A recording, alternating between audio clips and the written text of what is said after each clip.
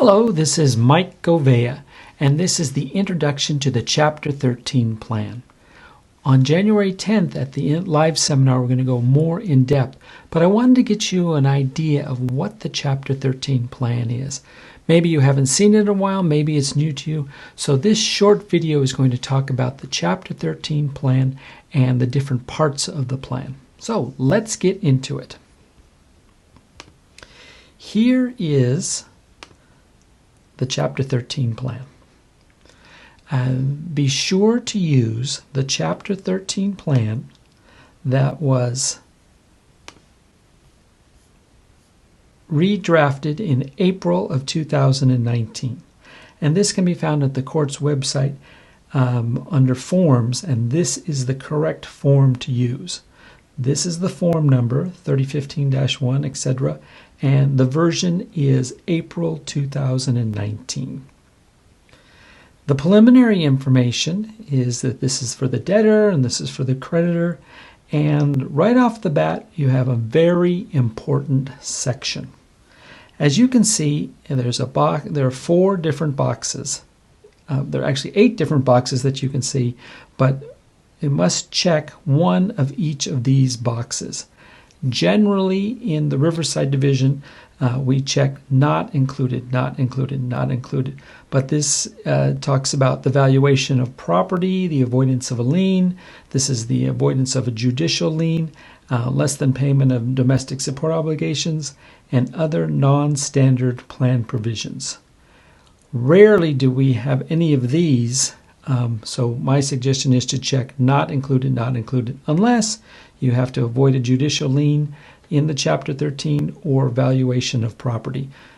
So very important that at least one of the boxes must be checked.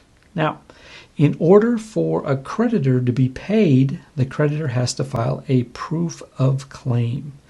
So that even if you provide for it in the plan and the creditor doesn't file a proof of claim, the creditor is not going to get paid.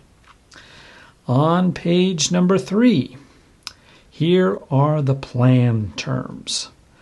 The plan terms are how much you're going to pay per month and the duration of the months. Now, sometimes it's for the duration of the full term of the plan, or it could be for a certain amount for the first 12 months and a certain amount for the next, say, 20 months and then 30 months. It depends on how the plan is built.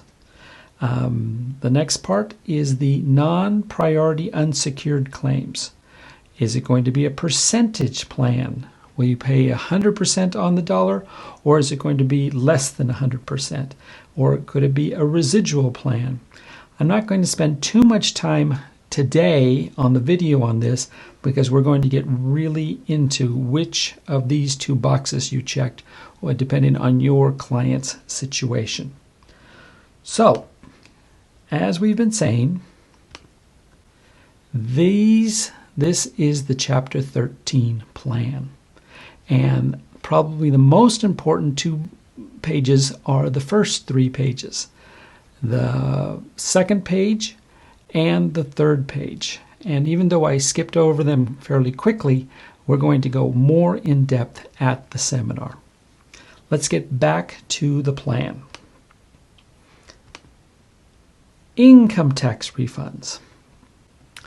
Every year, your client is going to have to pledge his income tax return to the trustee. So at the end of the year or at the beginning of the year, when the client files the taxes, he has to submit to the Chapter 13 trustee a copy of the tax return. If the plan is less than 100%, then the client has to pledge the tax refund as well to the Chapter 13 trustee. And the tax refund does not make the plan pay off sooner. It just increases the amount paid to the unsecured creditors. So if your client gets a $6,000 tax refund, it just means more of the refund is going to be paid to the creditors. Okay. Moving on to page number 4. This is where we provide for adequate protection payments to any creditor. In the Riverside division, this section isn't used as much as in the Los Angeles section, so I wouldn't worry too much about this one. Now, the debtor, here are some duties and responsibilities of the debtor. The debtor must not incur debt greater than $1,000 without incurring court approval. The Chapter 13 trustee is authorized to disperse funds after the plan confirmation is announced. Again, the debtor must timely file all post-petition tax returns.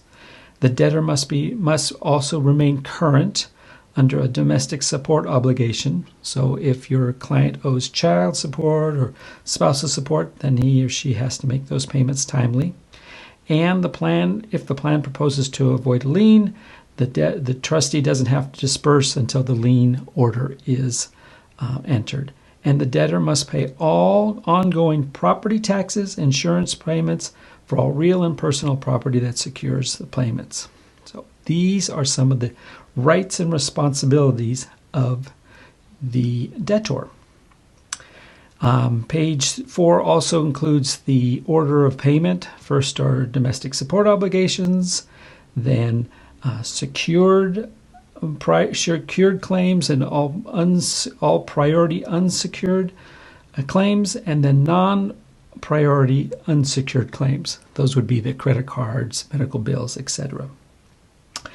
Now we get to the class number 1.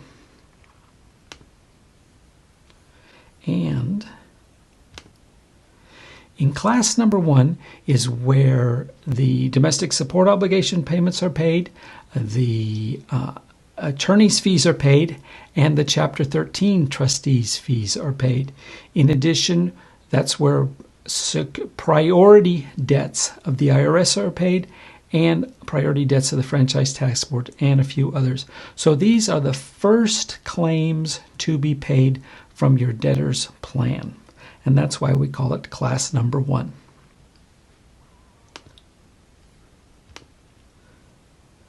As I mentioned, the IRS is paid, the Franchise Tax Board is paid, and this is where you put their claims. But these are the priority claims of the IRS and the Franchise Tax Board.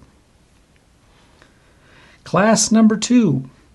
These are claims secured by property that is the debtor's principal residence that the obligation matures after the final plan payment is due. This is where the mortgage would be paid. The name of the mortgage creditor, the last 4 digits, the amount that is in arrears to your client, and the estimated monthly payment on the arrears and the estimated total payments. We're going to talk about this in another video, but keep this in mind right here, this box right here. This is the box that we're going to talk about when we talk about stacking. And that's something that comes up in the Riverside division only. Stacking this is where it occurs. Then we move on to secured claim, or class number 3. In previous plans,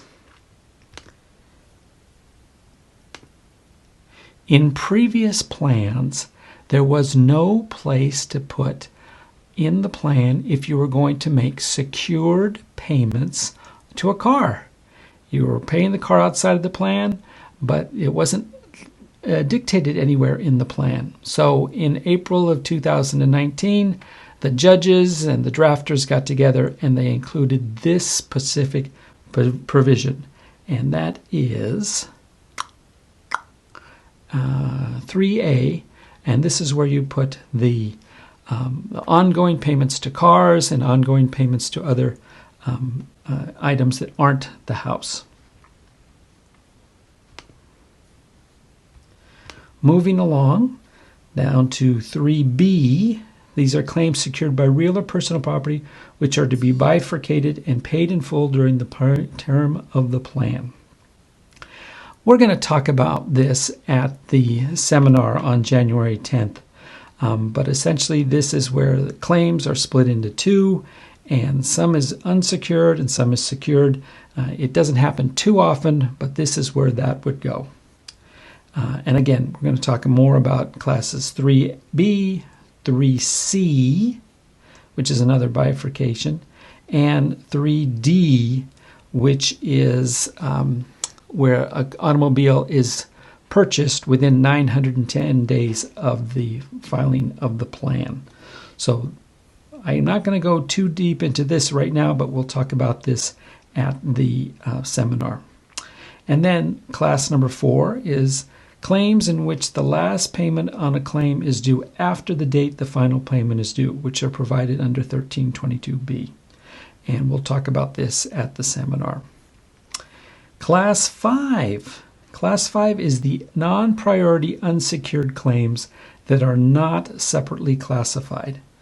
In Riverside, the judges want all the claims to be classified the same, no splitting of class 5. So this class in class 5A, 5B, and 5C is rarely used in Riverside. And then we get to class number 6. If your client is giving back collateral, a house, a car, a boat, this is where you would notify the creditors that the item was being returned. Class number 7 is if your client has a lease, an automobile lease, or a lease for real property, this is where this would go. Then this is the plan summary, very similar to the way it's always been. And remember to include 11% as the trustee's fees. In Riverside, this is non-negotiable. You have to include 11% on top of the subtotal in order to have the Chapter 13 trustee administer the plan. Section 4, non-standard plan provisions. Please check none here because rarely do the judges approve a non-standard plan provision. And this certifies that the plan is as it was drafted by the drafters.